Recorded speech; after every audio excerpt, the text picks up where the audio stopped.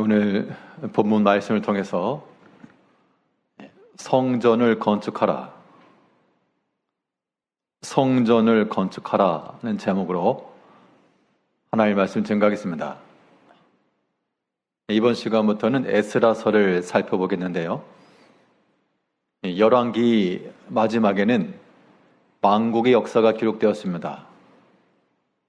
그들의 범죄함으로 하나님께서 세우셨던 그 땅을, 그 나라를 폐하시고 포로로 잡혀가게 하시는 슬픔의 역사였습니다. 그런데 이제는 하나님께서 약속대로 내가 다시금 너희를 회복시켜 주겠다. 회복과 소망의 메시지가 이제 나타나게 되는데요. 이 에스라 느헤미야서를 살필 때 이 몇 가지 기본 배경 지식이 필요합니다.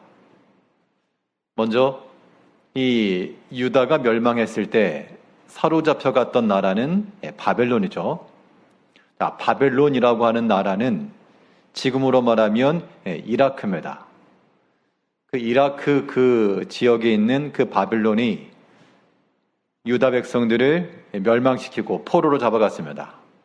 그때 포로로 잡혀간 것도 1차, 2차, 3차로 나뉘는데 1차로 잡혀간 때가 BC 606년경, 그리고 이제 귀환하게 될 때도 1차, 2차, 3차 귀환이 있는데 그 1차 귀환이 바로 536년, 그래서 70년 만에 돌아온다라고 하는 그러한 예언이 성취가 됩니다.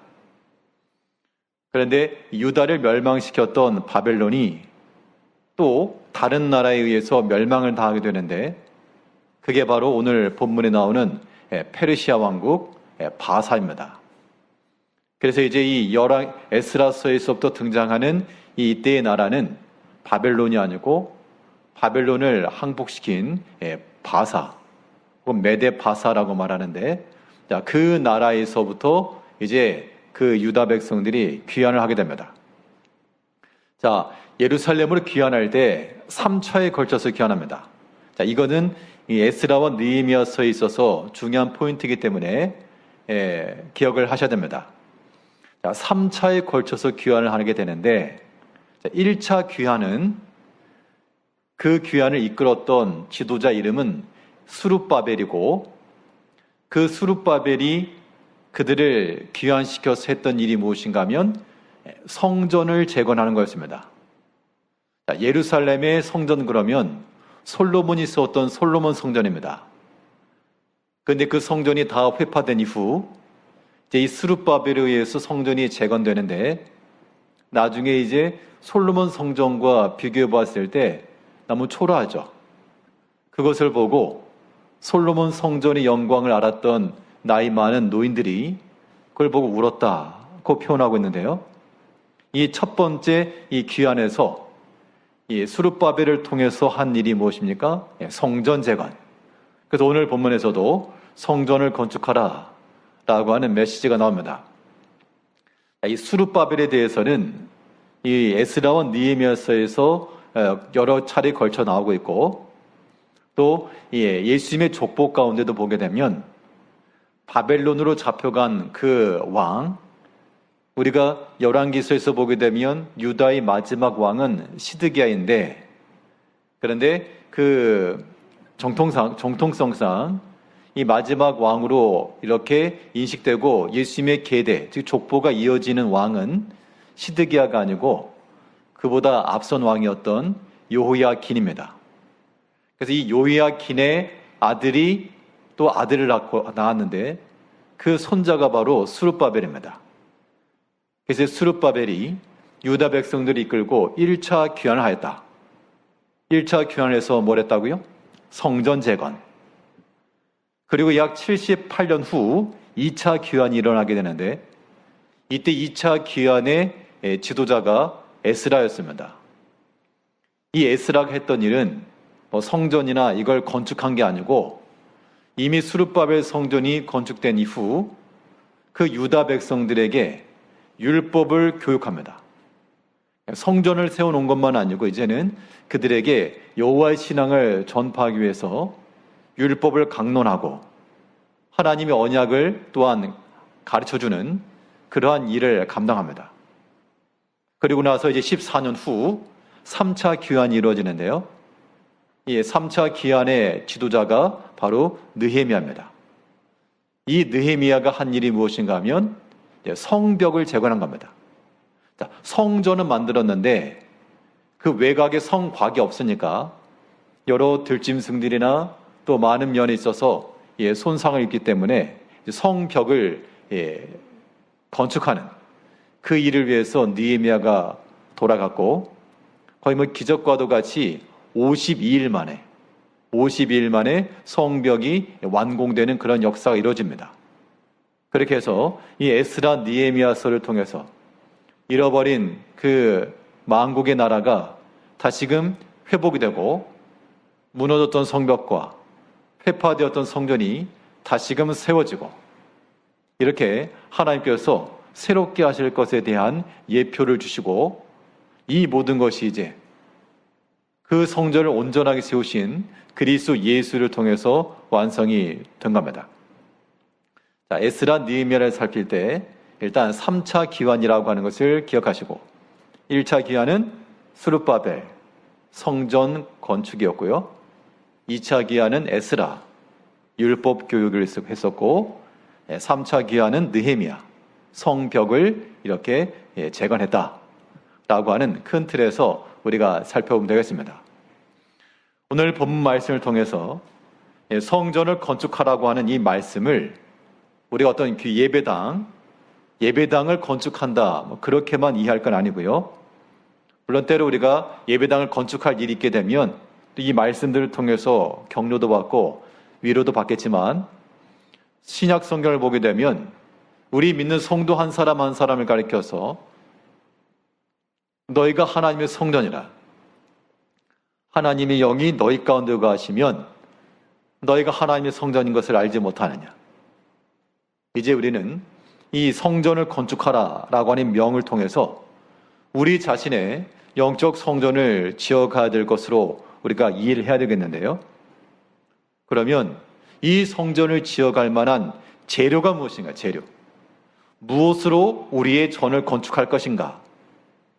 무엇으로 우리의 영적 성전을 점점 회복시키고 아름답게 나갈 것인가? 오늘 본문 말씀을 통해 살펴보도록 하겠습니다.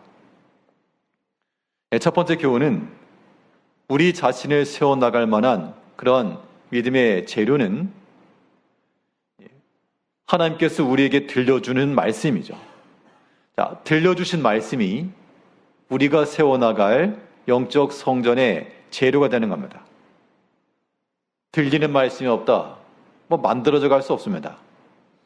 내가 귀를 닫았든지 마음을 닫았든지 그래서 들리지 않는 경우도 있고 또 무감각해서 듣지 않는 경우도 있고요. 또 어떤 경우는 의도적으로 귀를 막는 경우도 있습니다. 자, 그런 상태는 다 영적으로 황폐된 상태로 있는 것이기 때문에 우리는 반드시 하나님의 말씀을 듣고 들려야 됩니다. 들으셔야 돼요. 그 들려진 말씀이 내 삶 속에서 기초가 되고 기둥이 되고 벽이 되고 점점 위로 올라가는 그런 건축 재료가 되어야 됩니다. 하나님께서 성전을 재건하라 이 명령을 하신 것은 그 당시 바사 왕의 칙령, 고레스 왕의 명령으로 된 것인데 그러나 이 고레스의 명령이라고 하는 것은 그 이방 왕의 단독적인 그러한 조서가 아닌 이미 하나님께서 예언하신 대로 이루어진 겁니다. 오늘 본문 1절 말씀을 보게 되면 바사왕 고레스 원년에 여호와께서 예레미야 입을 통하여 하신 말씀을 이루게 하시려고 바사왕 고레스의 마음을 감동시키심에 그가 온 나라에 공포도 하고 조소도 내려 이르되 이 바사왕 고레스가 키루스라고 하죠. 키루스 대제 이 키루스 왕이 고레스 왕이 바벨론을 멸망시킨 후 이 바벨론의 마지막 왕은 다니엘서에 나오는 벨사살 왕입니다. 벨사살 왕이 이제 성전 기명을 가지고 잔치하면서 이렇게 버릴 때 손에 벽사가 나타나서 이제 하나님께서 심판하실 걸 명하셨고 그 해 이 바사군에 의해서 패망합니다. 그리고 나서 했던 일이 무엇인가 하면 이 바벨론 왕, 특히 느부갓네살 때 포로로 잡아왔던 그 여러 민족, 유다 민족만 아니고 또 다른 이 민족들도 해방하고 다 돌려보내는 그러한 일이 있었습니다. 그런데 역사적으로는 그러하지만 그 역사의 배후 속에 선지하신 하나님께서 이미 예언하신 대로 예레미야 입을 통하여 하신 말씀을 이루게 하시려고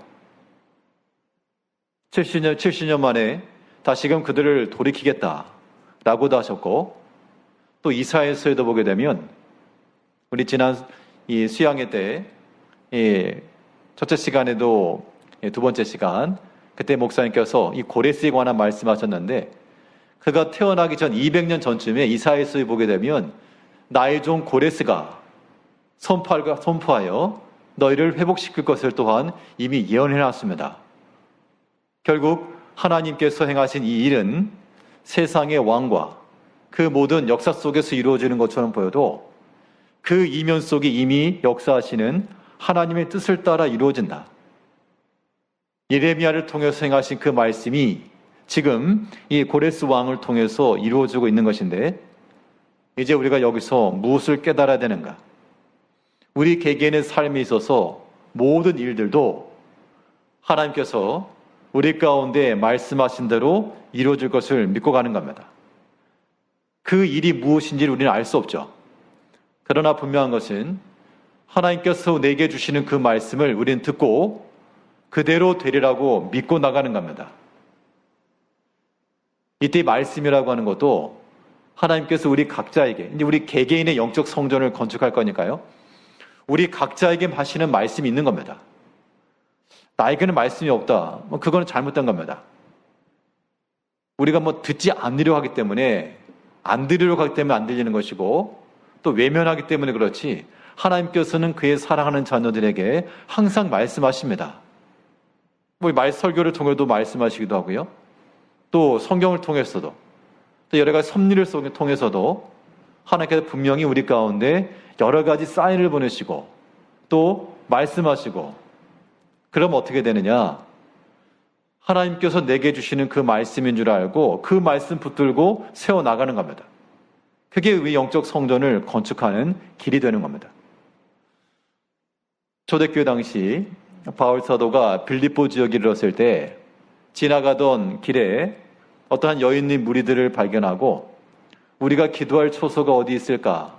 이렇게 물어보니까 그 무리 가운데 많은 사람, 그 중에 모든 사람이 들었지만 그 가운데 한 사람이었던 르디아가 이건 나에게 주시는 말씀이다 라고 생각을 해서 하나님께서 그의 마음을 열어주니까, 너희가 과연 나를 하나님 믿는 자로 알거든 내게로 와서 거해라. 그렇게 기도체를 제공해서 빌립보 교회가 세워졌습니다.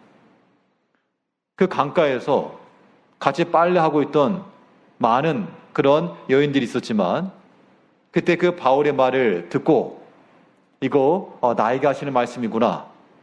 만일 루디아가 그에게 개인 가정 가운데 거처를 제공할 만한 여유가 없었으면 그런 마음도 없었겠는데, 분명 환경상 아마 그가 사업을 했었던 그런 가정이었기 때문에 조금은 여유로웠던 모양입니다.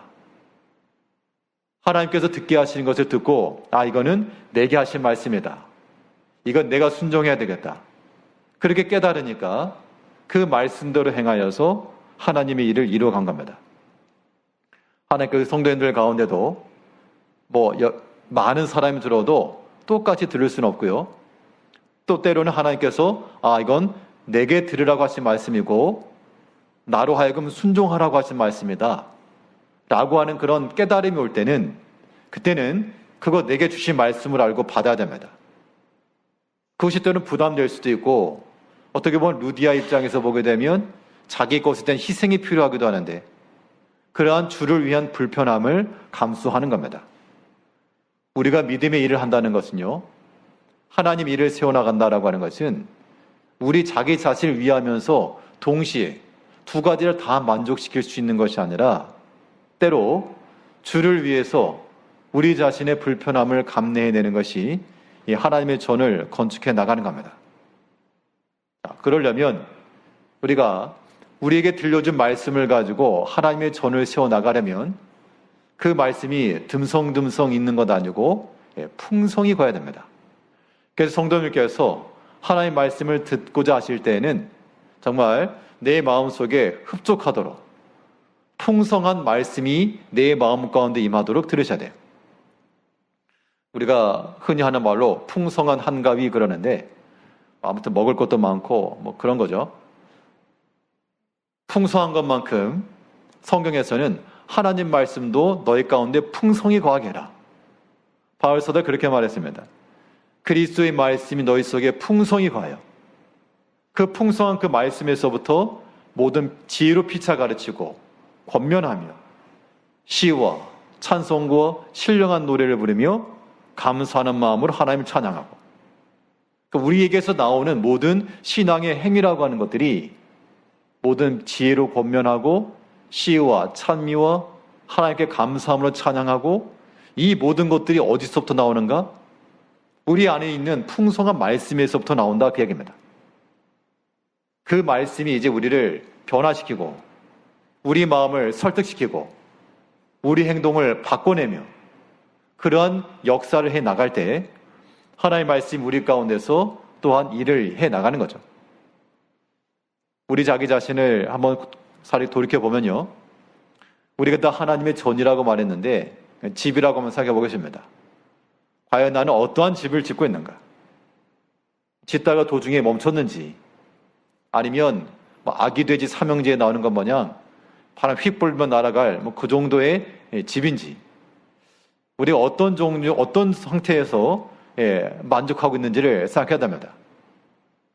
이제 우리 지어나갈 하나님의 전은 날마다 새롭게, 날마다 보강하고 날마다 충만한 말씀으로서 새롭게, 그래서 더 견고해지고 쉽게 흔들리지 아니하며 그 말씀의 풍성함에서부터 지혜가 나오고요, 또한 거기서 시와 찬송이 나오고 하나님을 향한 감사의 마음이 나오고, 그런 면면들이 우리가 지어나갈 하나님의 성전이라고 하는 겁니다.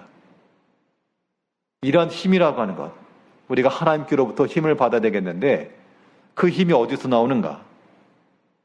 주께 힘을 얻고 시온의 대로가 있는 자는 복이 있다 그랬는데, 우리의 하나님의 말씀 우리 가운데 풍성하게 거할 때 그 말씀이 우리에게 위로가 되고, 이건 실질적으로 우리 믿는 사람들이니까 우리가 여러 가지 어려움과 위기에 처했을 때 우리를 위로해 줄 수 있는 친구가 사람이 될 수가 없습니다. 사람은 가끔 어느 정도까지는 위로도 되지만, 그러나 더 깊은 데까지 나가게 되면요, 사람으로도 위로가 되지 않습니다. 그런데 우리의 영원하신 친구 되신 하나님께서 그의 복되신 말씀을 우리 가운데 보내시면 그 말씀이 참 위로가 되고 참 의지가 되고 든든하고 어떤 절망 가운데 한 줄기 빛이 되고, 그런 경험들이 다들 있으시죠? 그 경험들이 우리 가운데 있을 때 하나님 말씀 붙잡는 겁니다. 절체절명의 순간에 우리에게 소망을 주신 하나님, 내가 너를 버리지 않았다, 내가 너를 지킨다 와 같은 그런 하나님의 말씀이 우리 가운데 들려지고 보여지게 되면 그 말씀 붙들고 사는 겁니다. 그게 우리의 또한 신앙을, 영적 성전을 잘 지어가는 길이 되는 거죠. 그래서 오늘 본문에서는 이 고레스라고 하는 왕을 통해 성전을 건축하라, 우리 2절을 보게 되면 바사왕 고레스는 말하노니 하늘의 하나님 여호와께서 세상 모든 나라를 내게 주셨고 나에게 명령하사 유다 예루살렘의 성전을 건축하라 하셨나니, 성전을 건축하라 라고 하는 이 명령이 이제 우리에게 들려지는 말씀이 되어야 되겠습니다. 우리들도 하나님의 성전을 건축해 나가야 됩니다. 무엇으로? 우리에게 들려주는 말씀으로. 그 말씀 피하지 마시고 여러 가지 핑계 삼지 마시고 들으셔야 됩니다. 들으셔야 돼요. 그래야 삽니다. 그래야 우리 마음 가운데 소망이 생기게 되고 그 말씀이 우리로 하여금 생명 역사 이루어가는 거죠. 하나님께서 우리에게 이 말씀 본문을 통해서 이제 우리가 세워나가야 될 하나님의 성전, 우리의 영적 성전을 지으라 하셨으므로 우리 가운데 말씀해 주시는 그 하나님의 말씀을 힘써 들으시고 잊지 말고 그 말씀 의지하는 마음을 가지고 하나님을 향하여서 성전을 건축해 나가야 되겠습니다. 둘째로, 또 영적 성전을 건축할 재료가 무엇인가? 무엇으로서 하나님의 전을 세워나갈 수 있을 것인가? 오늘 본문에서 또 살펴볼 수 있는 바는 성령의 감동하심이 우리가 세워나갈 성전 건축의 재료가 됩니다. 고레스 왕을 통해서 너희는 다 올라가서 예루살렘에 올라가 성전을 건축하라 했지만 사실 지금 포로로 잡혀와가지고요, 한 세대가 지났습니다. 1차로부터 오게 되면 약 70년이 찬 건데 70년이라고 하면 이미 한 세대가 지났죠.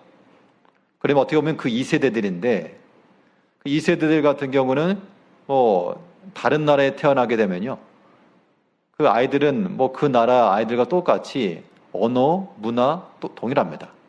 물론 유대인들은 자기들의 민족적 정체성을 지켰지만 적당히 살만하거든요. 굳이 어려운 길을 택할 이유가 없다는 겁니다.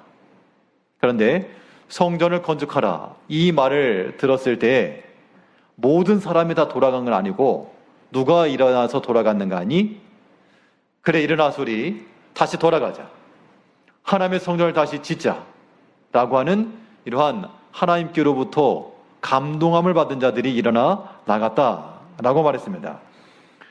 우리 5절 말씀을 보게 되면 이에 유다와 베냐민 족장들과 제사장들과 레위 사람들과 그 마음이 하나님께 감동을 받고 올라가서 예루살렘에 여호와의 성전을 건축하고자 하는 자가 다 일어나니,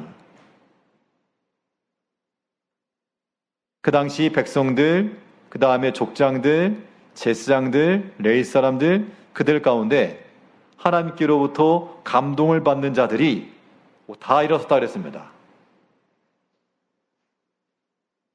물론 그 가운데 남아있었던 사람도 있었지만 또 감동하심을 받아 올라가서 하나님의 전을 건축하자 하고 그 뜻에 동참한 사람들이 나와 그 전을 지었다는 겁니다. 우리가 하나님께 감동을 받는다는 것은요, 성령의 감동이라고 말하는데, 성령의 감동이 무엇인가? 마음에 뭐가 참 어떻게 변화받고 그런 것도 감동인데, 성령의 감동된 가장 큰 특징은 막 눈물 흘리고 혹은 막 기뻐하고 아니면 무슨 설교 중에 막 웃고, 이게 감동받은 증거가 아니고, 우리가 성령의 감동함을 받았다는 것은요, 우리가 하나님의 마음을 품는 겁니다. 즉 나를 향한 하나님의 마음을 우리가 품는 거죠. 그게 성령의 감동되었다는 의미가 되는 겁니다. 우리가 하나님과 멀리로 있으면서, 하나님과 관계가 멀리 있으면서 신앙생활을 할 수 있습니다. 그게 무서운 겁니다. 설교자도 하나님을 사랑하지 않고도 설교할 수가 있고요, 말씀을 듣는 성도님들도 하나님을 사랑하지 않고 경외하지 않으면서도 설교 들을 수 있습니다. 이것이 굉장히 위험한 거죠. 우리가 성령의 감동을 받는다는 것은 내가 설교를 듣고 말씀을 읽고 묵상을 하고 그렇게 알았다가 중요한 것이 아니라 그 말씀을 통해 우리를 향한, 나를 향한 하나님의 마음을 깨달아 아는 게 있다는 겁니다. 하나님이 어떤 마음이신가, 나를 향하여. 우리가 그런 마음 없이 살아갈 수 있다고요. 부모님들이 봤을 때 자녀들, 물론 다 큰 자녀들, 철이 든 자녀들 같은 경우는 다르지만 어린 아이들 같은 경우는 부모의 마음을 헤아리지 못하고 그렇게 말고 행동을 할 때가 있죠. 그런 마음 자체라고 하는 것은 마치 하나님 없이 신앙생활하는 우리가 똑같은 겁니다. 그것은 합당치 않은 겁니다. 우리가 성령의 감동을 받는다는 것은 큰 은혜를 받았다, 그 은혜 받은 증거라고 하는 것은 나를 향하신 하나님의 마음을 우리가 품어주는 겁니다. 우리를 향한 하나님의 기대가 있을 거 아니에요. 우리 각자마다 세우신 위치가 있고 또 직분이 있을 거니까 우리에게 기대하신 하나님의 기대가 있을 거라는 겁니다. 그 하나님의 뜻을 이루어 주길 바라는 하나님의 마음, 근데 우리가 그 마음을 도외시한 채 우리 육신을 따라서 하나님 우리에게 요구하시는 그런 직분에 대한 수고, 사명에 대한 요구에는 우리가 이런저런 온갖 핑계를 대가면서 외면하는 그런 모습을 볼 때 하나님 마음이 어떠하실까? 우리의 과연 그런 것들을 한번 생각해 보냐 그 얘기입니다.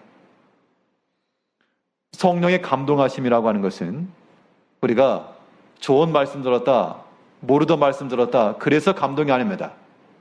하나님의 마음을 우리가 품는 겁니다. 그러면 우리 마음이 때로는 하나님의 그 아픔을 느끼기도 하고요. 때로는 하나님께서 나와 함께 하시겠다는 그 소망을 우리가 느끼기도 하고요. 그것이 우리 힘이 되고 담대함 되는 겁니다. 오늘 본문에서 이 유다 베냐민 족속들, 제사장들, 레위 사람들 다 같이 일어납시다. 이 말인즉슨 그래 우리 한번 만들어 볼까? 그래 인간적 차원에서가 아니라 하나님께서 지금까지 역사해 오시고 또 예레미야 선지자를 통해서 너희가 70년 만에 돌아오리라 그 말씀 이 말씀인가? 이때인가? 우리는 이 포로 잡혀가지고 여기서 이렇게 살면서 언제 어떻게 될지 몰랐는데 참으로 하나님 말씀대로 정말 70년 만에 다시금 너희 돌아가라 이 말씀 선포되었으니 하나님은 참으로 살아계시는가? 그러한 감동함, 그러한 전율을 느꼈던 사람들이 다 일어나 지금 올라갔다라고 하는 겁니다. 그게 성령의 감동하심이 증거되는 겁니다. 이제 우리 이 자리에 계신 우리 모든 성도들도 다 하나님께 감동하심을 받기를 바랍니다. 그 성령의 감동함이라고 하는 것은 나를 향하신, 우리를 향하신 하나님의 마음을 품는 데 있습니다. 하나님께서 어떤 마음을 품으시겠어요? 우리를 향해서. 나를 통해서 이루어지는 무슨 일이 이루어지길 바라시겠습니까? 그 기대치를 우리가 기억하면서 살아갈 때 우리 하나님께 각자 세우신 그 위치와 혹은 직분과 그 역할들을 우리가 소홀히 하지 않고 잘 감당해 나가는 겁니다.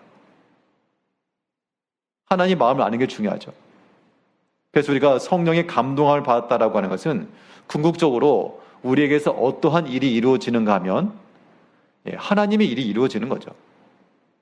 우리가 우리 자신의 일을 위해서가 아니라 하나님 주를 위하여 목적 자체가 그렇게 바뀌어가는 겁니다. 내가 주를 위하여. 우리가 하나님의 교회에 봉사라는 것도 내가 다른 사람보다 더한다, 힘들어 죽겠다 그런 측면이 아니라 내가 주를 위하여 행한다. 이게 성령의 감동하심을 받은 사람들의 지극히 정상적인 자세라는 겁니다. 그런 마음이 없다면 감동을 받은 게 아니라는 겁니다.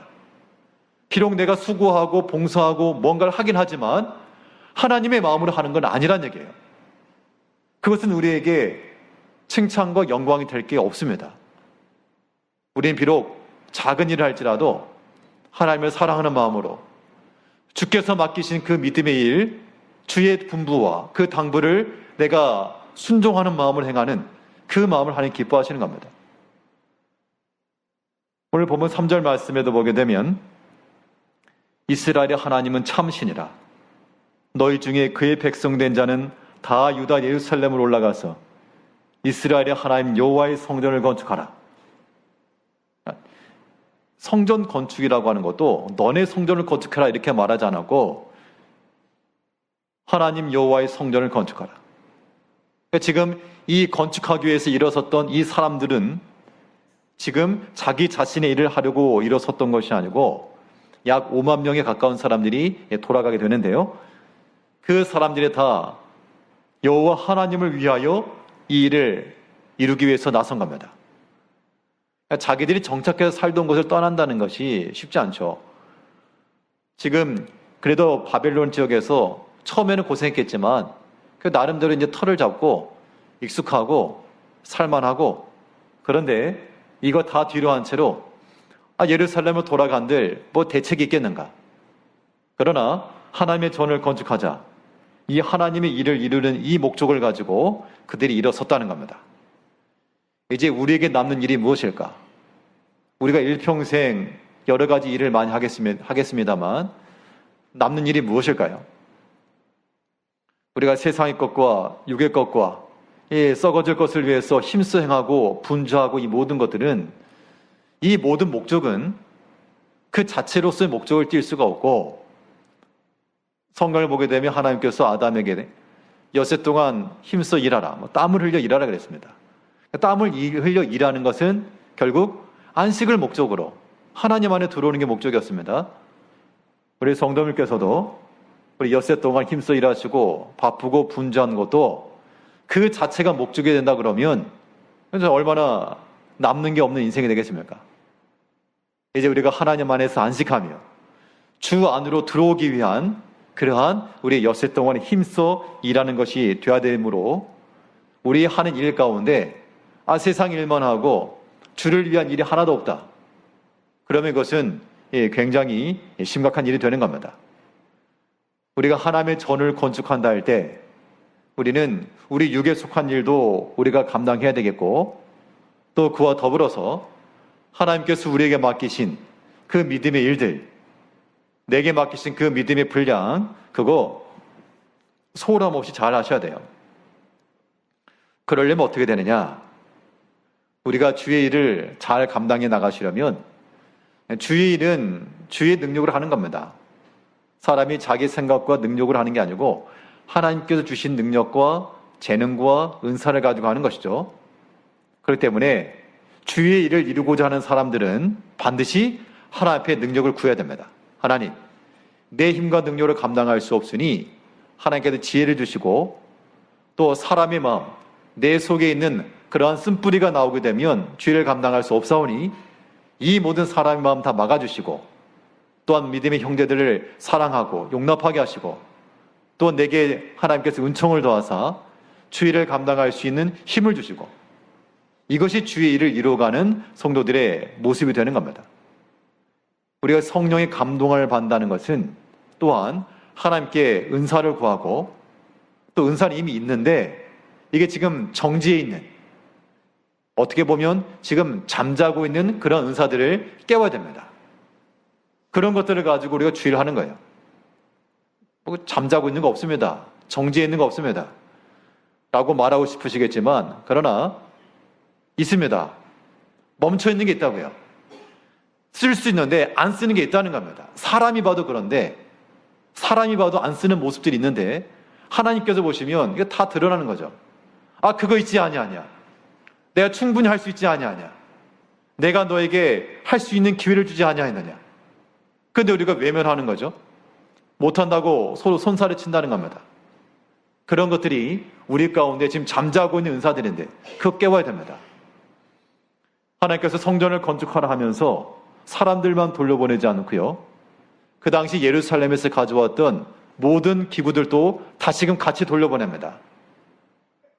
보면 7절을 보게 되면 고레스 왕이 또 여호와의 성전 그릇을 꺼내니 옛적에 느부갓네살이 예루살렘에서 옮겨다가 자기 신들의 신당에 두었던 것이라.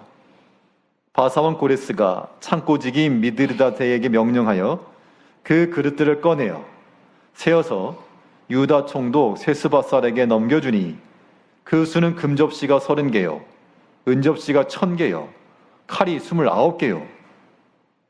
지금 이 예루살렘으로 돌아가는 과정 속에서 그 성전 기명들을 다시 돌려보냈는데 없어졌다고 생각되었던, 그러니까 70년 만에 나온 거죠. 그 느부갓네살이 자기들 신당에 두었던 것들을 고레스가 지금 다시 꺼낸 겁니다.